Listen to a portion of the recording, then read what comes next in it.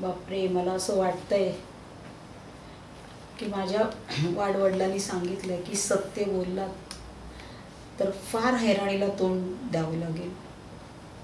दुष्कृत्य करणाऱ्या माणसाला काही होत नाही. गोपाळ शेट्टीचं खरं रूप लोकांच्या समोर आणता आणता आता माझ्या जीवाचीच गॅरंटी नाही. त्याला मी घाबरत नाही हो. आणि कसलं स्वराज्य? हे स्वराज्य नाही, जाई हिटलरशाही. मी जे काही बोलते आहे ते प्रूफ शिवाय, कोणत्याही कागदपत्राशिवाय बोलत असले तर तुम्ही मला भऱ्या चौकामध्ये फाशी द्या. मोदी सांगतात तसं मीही तुम्हाला सांगते. मला फाशी देऊन टाका जर मी ह्याची खोटी बदनामी करत असेल तर.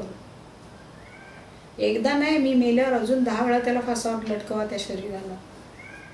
पण जो काही गोपाळ शेट्टी त्रास देतोय तो कसा बंद करायचा?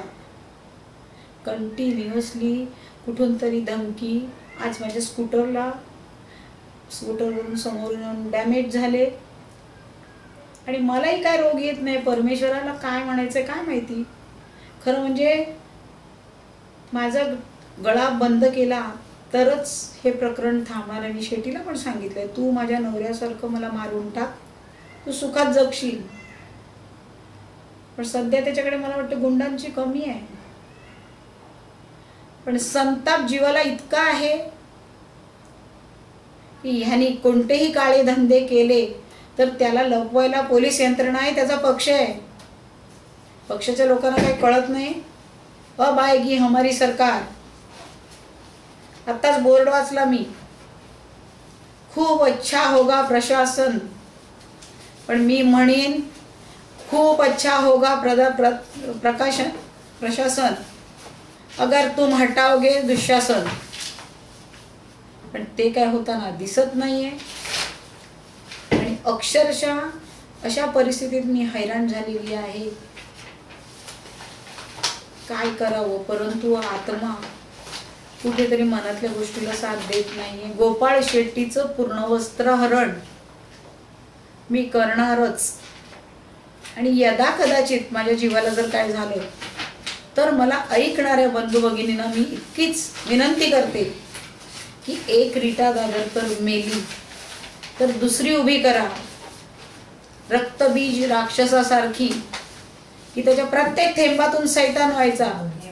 पण आपल्या थेंबातून सैतान नाही, आपण मावळे व्हावं किंवा या भारतभूमीचे पुत्र म्हणून उभे राहावं. एक रीटा जाऊन संपणार नाही हे कारभार. एवढंच तुम्ही करा आणि मला आश्वासन द्या, मी मेले तरी मला अजिबात त्याचं दुःख नाहीये.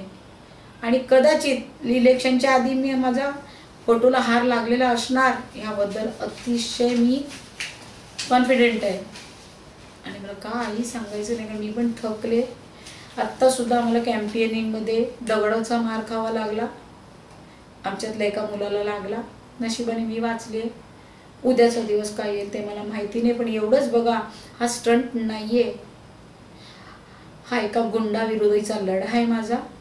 आणि तो तुमच्या साथीने मी जिंकणार. हा गुंड येऊन देऊ नकात मात्र मत. कोणत्याही पक्षाचा, भाजपाचा असला आणि भाजपाचा असला, अजिबात याला निवडून देऊ नका. तेवढी पुन्हा पुन्हा मी तुम्हाला विनंती करते आहे. आणि मी तुम्हाला रजा घेते, मी थकले आहे. मला वाटतं मध्ये थोडंसं